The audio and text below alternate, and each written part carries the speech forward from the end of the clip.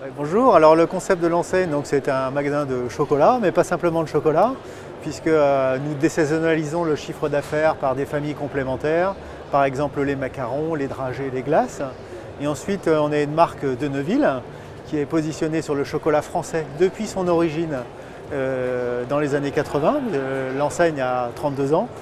Et le chocolat français, qu'est-ce que c'est? Il y a une dimension déjà de fabrication, c'est-à-dire c'est totalement fabriqué en France, mais il y a aussi une dimension produit, d'aspérité produit, qui est de dire c'est plutôt du chocolat noir, du chocolat de dégustation, un chocolat plus raffiné et élégant, à la française.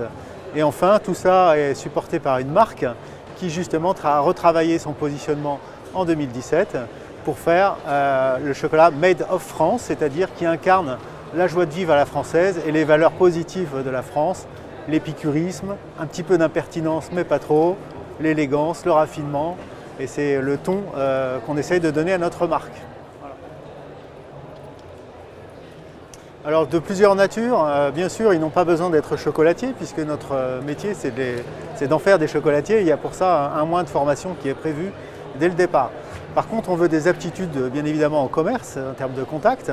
On veut également des aptitudes commerciales, puisqu'une partie du chiffre d'affaires se fait en dehors de la boutique, en allant contacter les entreprises ou les mairies, les comités d'entreprise dans la zone d'exclusivité du magasin.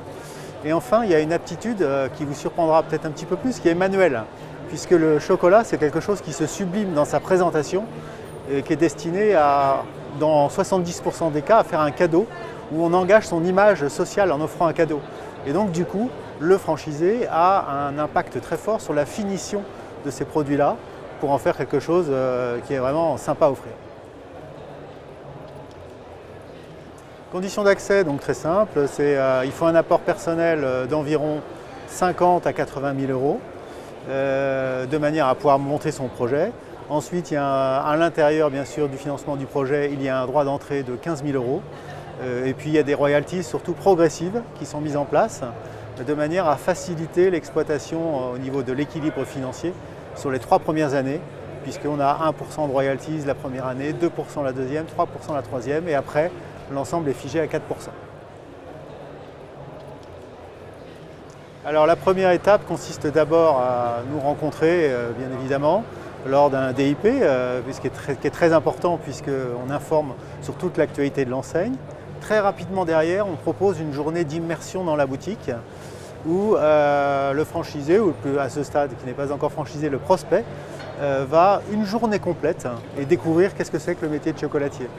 À l'issue de ça, je pense que les deux parties prenantes, c'est-à-dire le prospect et nous, on commence à avoir une idée un petit peu plus précise de, pour le prospect, quel est le métier et pour nous, quelle est la personnalité.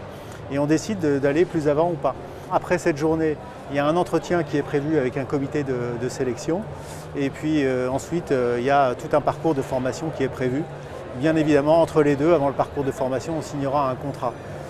Alors, un certain nombre de services sont prévus et dans les étapes, bien sûr, il y a l'aide à la localisation, quelle que soit la ville, où on va proposer un certain nombre d'emplacements et le franchisé va également nous proposer des emplacements. Il les sélectionnera. Et puis ensuite, on a des architectes intégrés, salariés à l'entreprise, qui vont proposer des plans, faire des appels d'offres et mener les travaux si le prospect ou le franchisé le souhaite. Tout ça nous mène jusqu'à l'ouverture.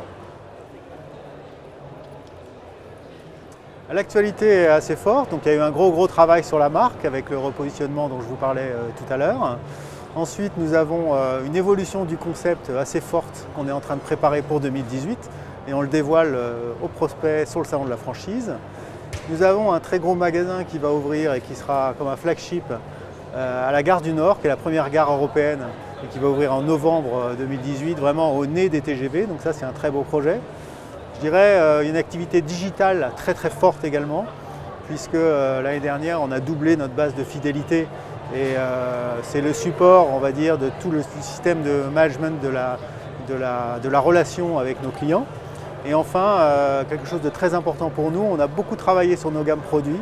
On a retiré l'ensemble de l'huile de palme de l'ensemble de nos bonbons de chocolat.